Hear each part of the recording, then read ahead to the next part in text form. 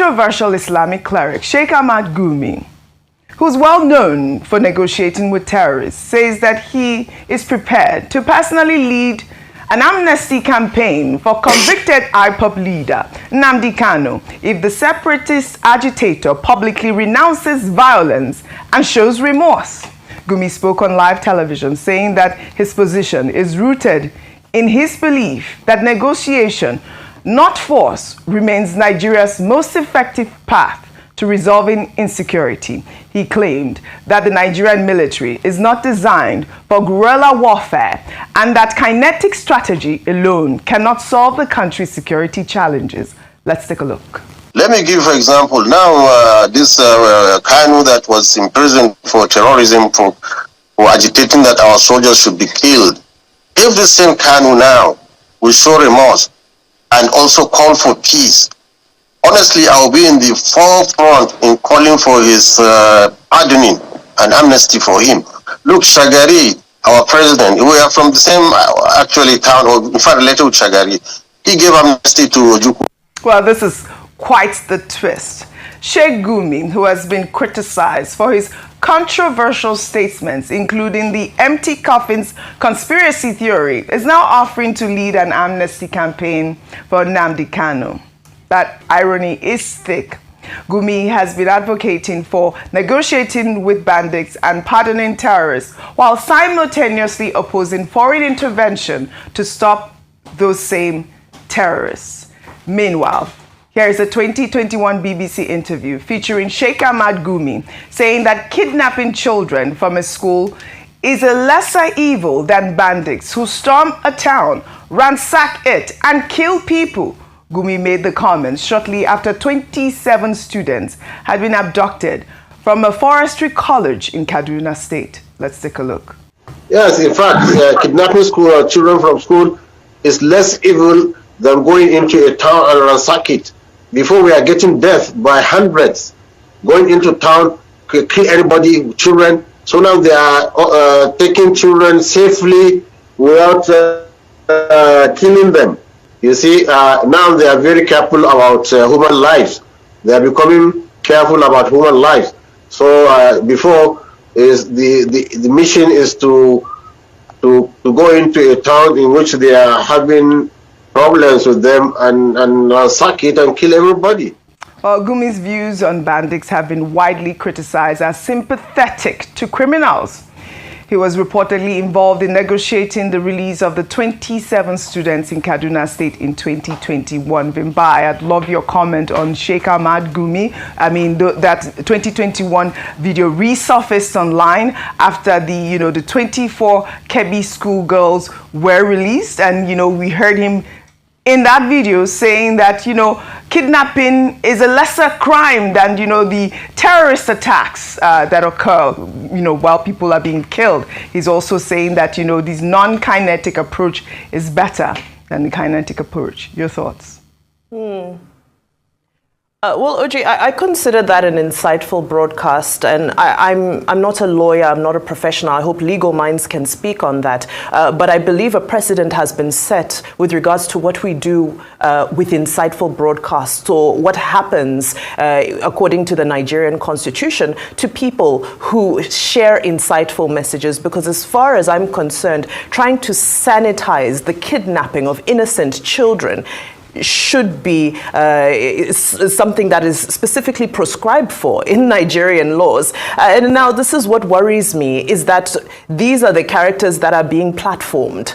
And these characters deserve no platform whatsoever. When Osama bin Laden had messages to share, mainstream media never gave him a platform. When all these other notorious terrorists had messages to share, mainstream media, if you watch CNN, watch BBC and all of them, they black them out. So why is BBC suddenly interested in the narrative of somebody who is promoting and trying to sanitize and whitewash the kidnapping of children? Now, as I round up, I just want to quickly say a statement on the call call for the resignation of the president. And I just want to throw a question out there that, with those who are interested in the resignation of the president, our constitution says that the vice president takes over. So is that an implication that Vice President Kashim Shettima is somebody who would be more able or more palatable to take the helm of affairs during this crisis? Because we do need to remember that if there's a presidential resignation, there's an order to how things flow in this country based on us being a democracy that respects our constitutionalism.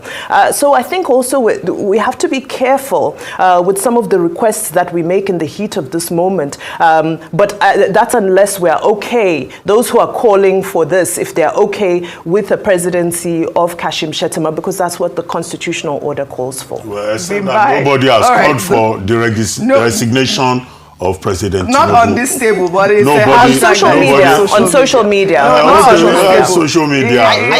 All this Twitter. No, social media is the voice of the intellectuals. Nigerian people, and there are real people that are But on let me social just media. also say that this differentiating of the president and vice president is interesting because they are on one ticket. Okay. So you cannot take the other and say that, if one person, it's one ticket. The president saw him fit as a vice president and chose him. So saying that, we go for this, it's one ticket. So they're under one party.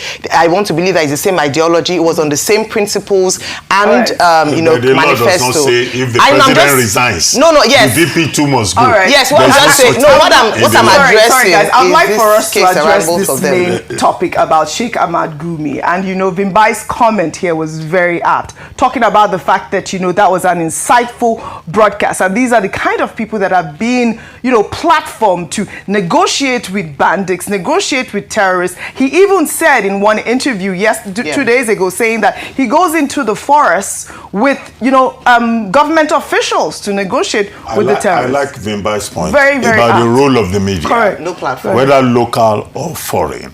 A lot of people come to the media, they want to just talk, and we give them the platform because we believe in the freedom of expression. But I think that the media too, in being responsible, must also use discretion.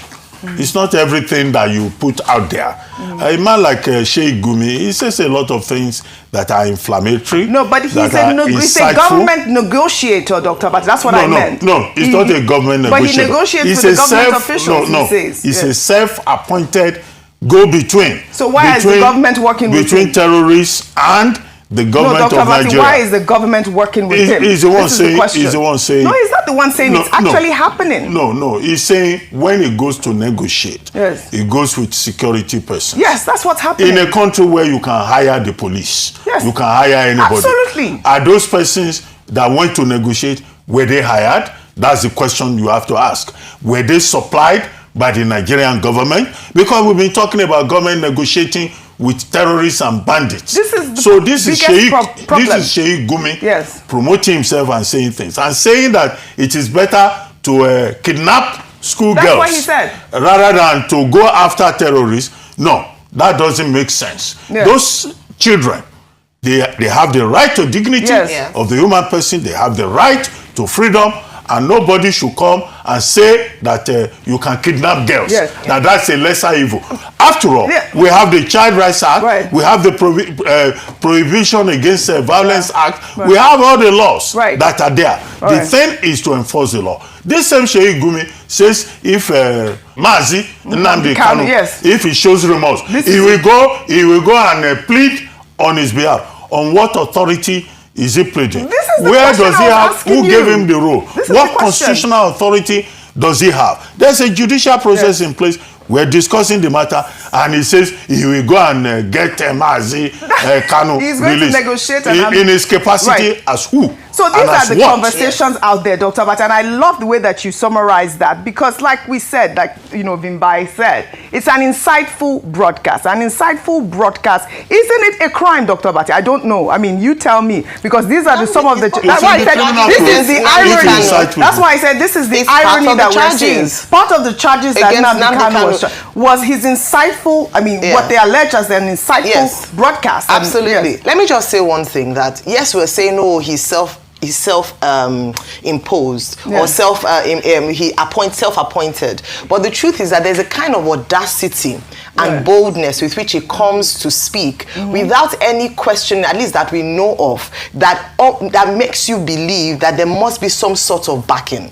Because by now, with what he's saying and the fact that he's admitted a number of times that he knows where these bandits are, for him to know how to go and negotiate, why have we not picked him up for questioning? And this is the double standard we talk about when it comes to the way that we address matters in some regions, and that's why the agitation is a lot when it comes to the Nnamdi Kanu case, that when it comes to cases like that, it's the same inciting to a broadcast that he was charged on and convicted on. And on another level, for many years, Sheikh Gumi has been speaking, has been incited, and nothing seems to be done. That's where the unfairness is coming from. Well done, Ayo. Well done, Dr. Abati. Thank you both for that. And Vimbai in Abuja. But you know, I'd love to align myself with the Deputy Speaker of the House, who says negotiating with bandits should be illegal. And that's really what is fueling terrorism in Nigeria. I'd love to thank you. Rulers should stop giving them chieftaincy titles. I'd love to thank you all for your